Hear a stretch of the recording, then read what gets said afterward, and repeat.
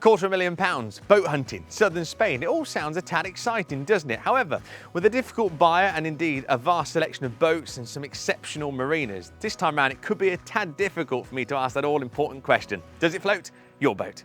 I've bought, renovated and sold numerous vessels. I'm now on a mission to help others find their dream boat for sale. Today I'm helping Belgian entrepreneur Alan in search of a boat for him and his family here in Benalmádena. Can I find a boat that fits his budget? Yeah, it's not about the money. One that doesn't take too much work. It's too much work. It will take some time, a lot of money. Oh, and something tells me my search might not be just limited to Benalmádena. Ibiza or Mallorca or even Sicily or whatever. Renowned for its island layout design, it has been named twice as the best marina in the world. Considered by many as one of Europe's finest marinas, famed for its award-winning Andalusian Arabic architecture, thriving marina atmosphere and offering over 1,000 moorings, all making this marina a firm favourite with international boaters. Located just 20 minutes from Malaga Airport and daily flights from the UK taking about just 3 hours, Benalmádena offers a great opportunity for those who wish to have an accessible floating holiday home. Alan, a very good morning. A very good morning, Alex. Great to meet you here in Benalmádena, and a place which could be the home of your new vessel. Yes. Now tell me more about what you're looking for, Alan. What's on the hit list? I'm looking for something for my family, 3-4 rooms to go out every summer to 1 week, 2 weeks to some nice places, and coming back and staying here with my family for holiday and also for winter time in autumn or whatever, only to have an escape for me and my family. Well, I've got a couple of boats lined up for you to have a look at. You'll be pleased to know it's not the Spanish Armada that's behind us currently here in Benalmádena, but boat number 1 is just to your side here. It's a 60-foot sailboat. I'm going to let you have a little explore on your own. We'll catch up a little bit later on once you've had a look. Okay, thank you. This is exciting. Alan's first boat to take a look at. I've picked a sailboat to start with because I need to get a feel for his criteria. Sometimes when you're boat buying, and particularly if you've got a good sized budget, you can be a little bit like a kid in a sweet shop looking at too many boats. So let's see how it gets on with the sailboat. Built by renowned French boat builders CMB, this Bordeaux 60 offers open plan living, fully equipped galley and 4 cabins, all with their own ensuite shower rooms. Designed by naval architect Felipe Bryan, this yacht offers far more than just elegance. If Alan is keen to make the most of his summers on the Costa del Sol, he'll be glad to know that this vessel comes complete with all the equipment and the tech that he needs to explore the Mediterranean. So Alan, how did you get on the Bordeaux 60? It's a nice boat. It's very comfortable, very big one, 3-4 rooms, space. Good for my family in the winter time. In summertime we can go out, but it's a little bit too small inside for winter times. Yeah. You know what I mean? I think it's a great fun sailing boat, and the reason why I wanted to show you this because it's relatively new. In boat terms, it's 2014, so it's a relatively new boat, but with that carries a higher price point. This comes in fact, over budget at €450,000. But I really just want to dig their flavour for you in terms of the space. But from what I hear, the space is too much of a compromise. Yeah, it's not about the money. Yeah, the money is not. But I was more searching for something, some project or something where I can put my own, personality in it, my own. You know what I mean? I understand. I think sometimes when we go boat hunting, that's why I wanted to show you this, because the newer boats, although you've got the prestige and you've got that sort of warmth and comfort that, you know, the boat's not so old, but with it you sometimes lose out on the charm. There's no teak inside. Yes. I was more searching for the old classic. Okay. So I was more looking for something with more wood, more classic design. So we've got a 60-foot boat at the moment. We're going to go something a bit bigger. If you allow me to look at something a little bit older, we might be able to bring the budget down, but we've got a little bit of room for you to then do the work on the boat and spend some money getting it exactly how you want it. Yes, I would appreciate it if you could find something like this. Well, give me a few weeks, Alan. I'll go up and down the coast here. I'll see what I can find for you, and we'll catch up a little bit later on. Okay, thank you very much, Alex. Currently heading north to a place called Adra. Alan's given me a bit of a wider scope. The first boat we saw, the sailboat, that was me just scoping him out, to be honest with you. I had a feeling that living full-time on a sailboat wasn't going to be sufficient for him. Sailboats are great for what they're meant for, but when you look to life itself on the water, it's quite a vast compromise, and they come at a high cost, so we can at least rule out a sailboat. He did say, though, he's a pretty hands-on chap, and he might be up for a little bit of work. I found a boat for sale, which isn't yet on the market. It's just purely one of the tip-offs I've had. So I'm going to take the 2-hour drive north to take a look at the boat.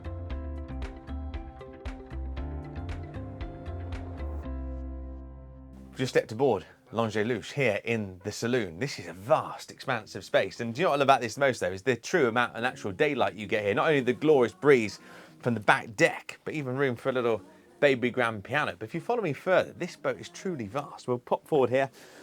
To my left-hand side, you've got the galley fully equipped. You've got everything you need there, and it's just all at hand. It's the right size space. And I love the fact that it's a central galley, because no matter what you're doing on the boat, you're never far away from the cucina. If we pop forward here, a great expanse of kit here. You've got to be fair here. We're talking a 74-foot vessel, and if I'm just a little bit too tall, but if I pop down here, you'll see a little closer. The amount of kit on this vessel is exceptional. Everything you need here.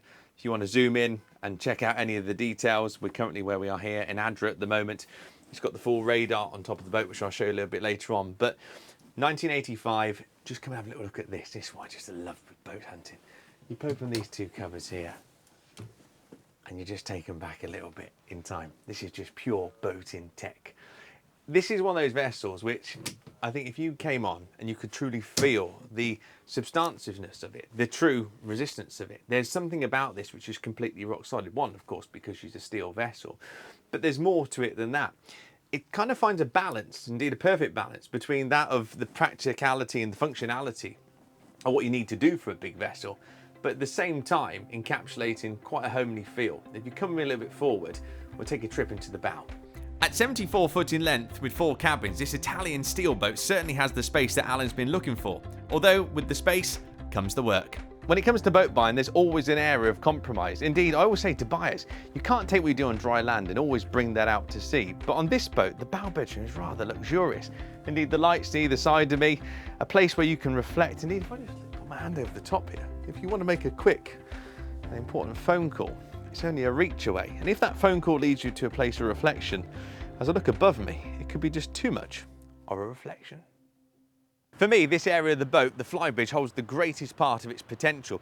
This area of the boat literally takes about 20% of its footprint. If Alan was to reinstate this canopy, this could become for him his floating luxury palace that he keeps yearning for. To be honest with you, Alan isn't a boater. He's not someone who's going to be sailing the 7 seas, but at its core, he wants a luxury floating apartment. That's really what he's after.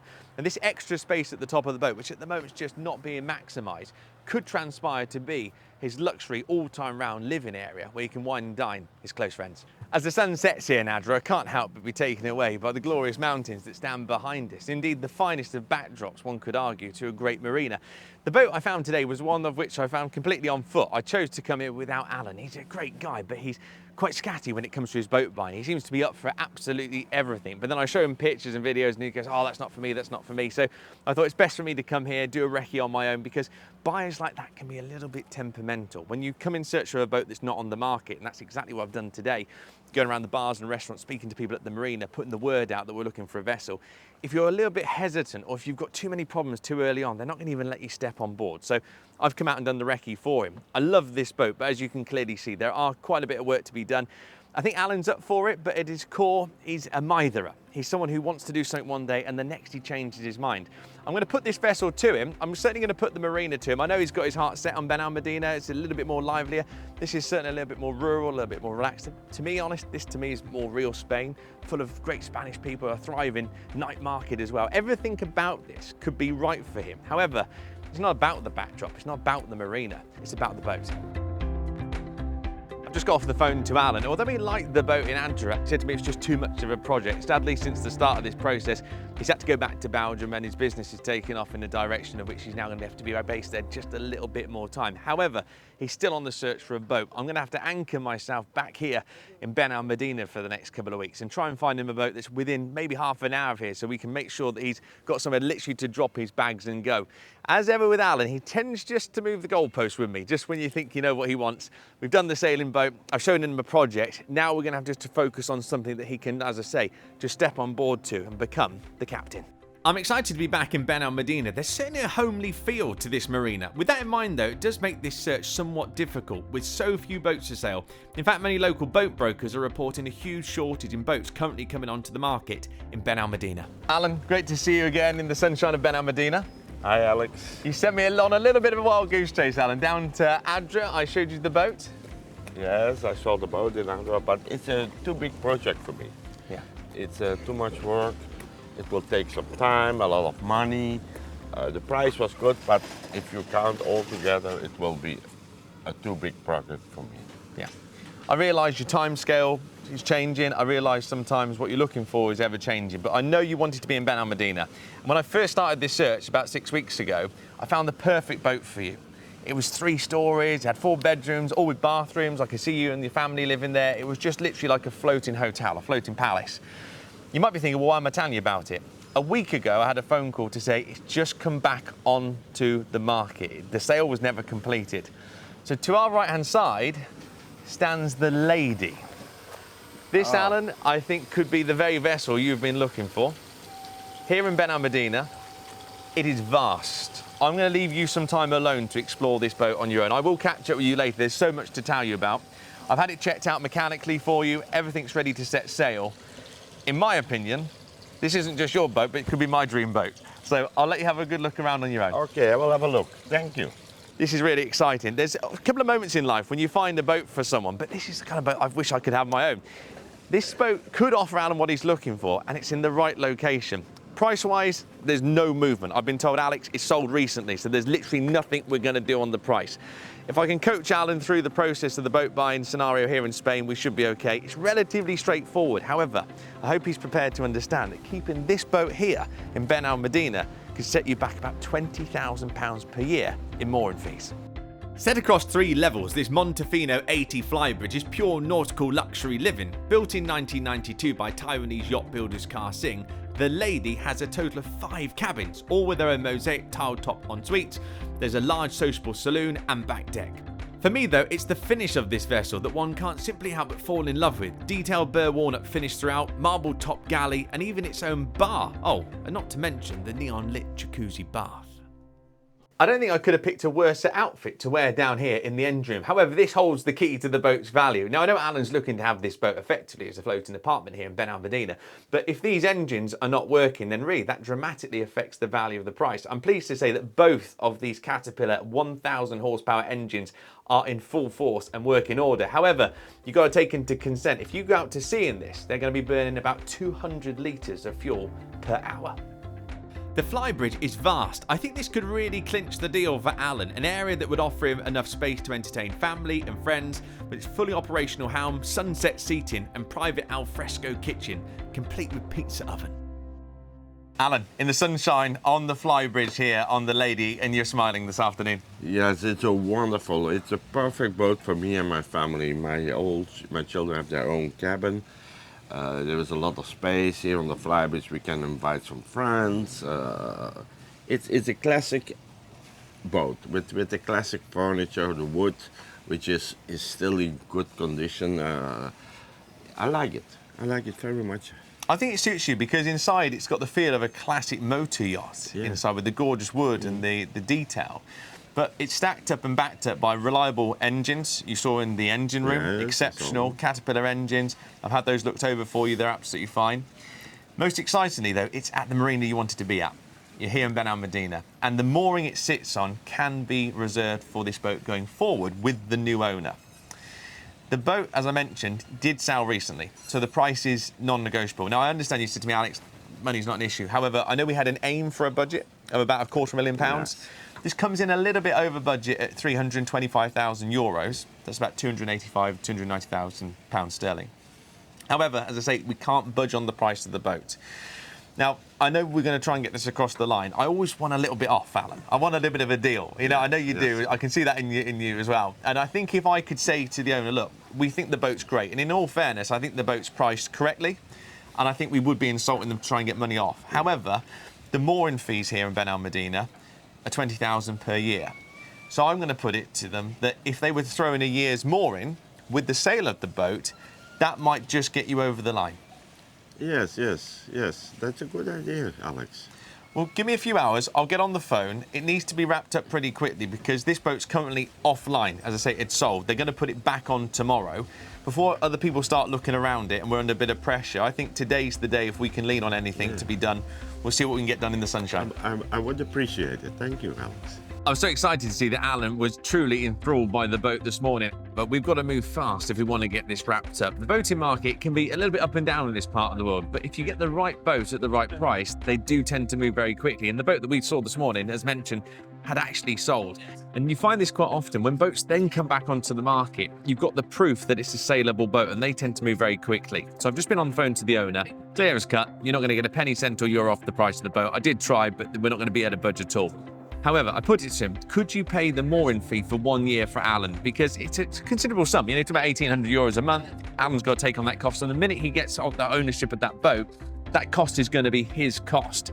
And the owners very kindly turned around and said that they would do that if Alan could complete within 4 weeks and a deposit has to be paid today. The way it tends to work is you put a 10% deposit down and everything has to be wrapped up within a 4-week period. Hopefully, if Alan's up for that, we've got a deal on the table. It's oven ready. He's up for it. But we'll catch up with Alan later for a full debrief.